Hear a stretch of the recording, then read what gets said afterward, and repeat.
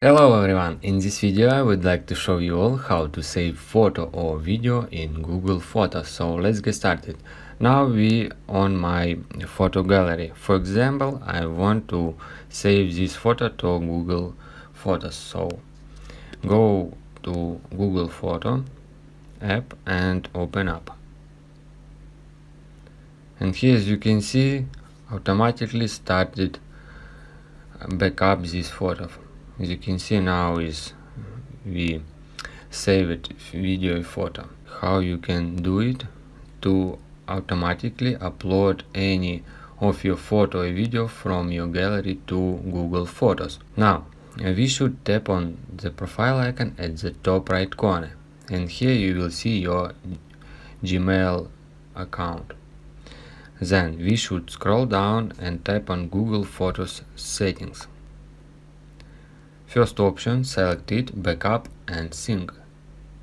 And here you can see backup and sync, and this slider is enabled. That means when you disable it, you just disable all automatically backup and sync your all photo and video from your gallery. We just swipe the slider to the right side to enable it, then scroll down, and here you will see when to backup. That means by default when you connect it with Wi-Fi, you automatically save it photo or video from your gallery to Google account, and you also can enable it when your cellular data is enabled.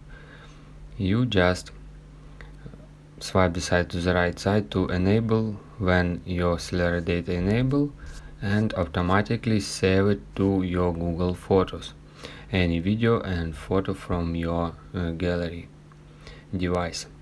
So, and by the way, you can enable option, but with not original quality of your photo video. You can enable this option to unlimited space on Google Photos. It means you can unlimited save photo video to your Google account. You just tap on upload size, and here select storage saver.